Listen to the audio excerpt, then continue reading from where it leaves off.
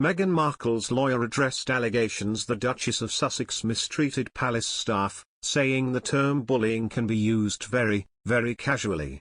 Meghan's lawyer Jenny Afia, a partner at the law firm Schillings who has represented the Duchess in her legal battles against the press, discussed the term bullying in the BBC podcast series Harry, Meghan and the Media.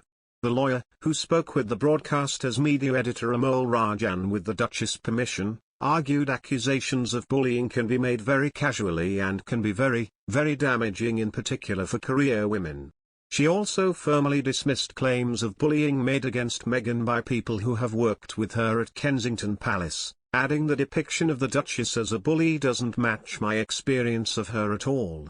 Appearing in the podcast, Ms. Afia said, "I think the first thing is to be really clear about what bullying is because the term gets used very, very casually.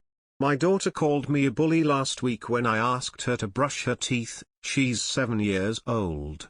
So the term is used very freely and it's a very, very damaging term, as we know, particularly I think for career women. What bullying actually means is improperly using power repeatedly and deliberately to hurt someone, physically or emotionally. The Duchess of Sussex absolutely denies ever doing that. Knowing her as I do, I can't believe she would ever do that. I wasn't there at the time, but it doesn't match my experience of her at all, and I've seen her at very, very stressful times. That story is absolutely untrue that she is a bully. That said, she wouldn't want to negate anyone's personal experiences." Ms. Afia's remarks come as Buckingham Palace is leading an internal investigation on the bullying allegations. The probe was launched in early March last year, shortly after the Times reported the Duchess faced a bullying complaint made by one of her closest advisors, Jason Knauf, in October 2018, while her communications team was based at Kensington Palace. The complaint alleged the Duchess drove 2 personal assistants out of the household and was undermining the confidence of a third staff member.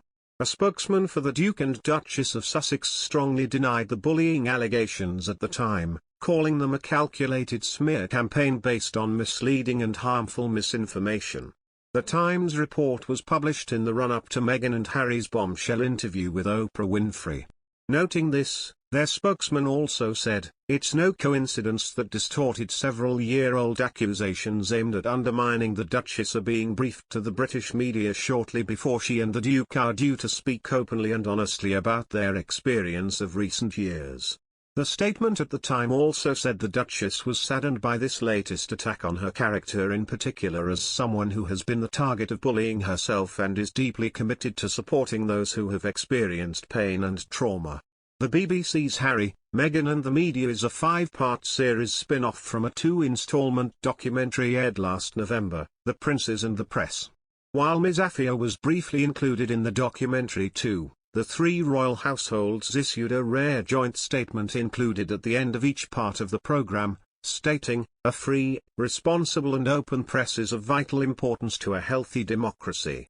However, too often overblown and unfounded claims from unnamed sources are presented as facts, and it is disappointing when anyone, including the BBC, gives them credibility. At the time, it was claimed the documentary had angered the palace not just for some of the claims it included but also because aides had not been given the chance to see the programme before it was aired and were not given enough information about the allegations being made. Meghan found life inside the institution slow, repetitive and, quite frankly, unimaginative, Morton writes. There were other, more personal grievances.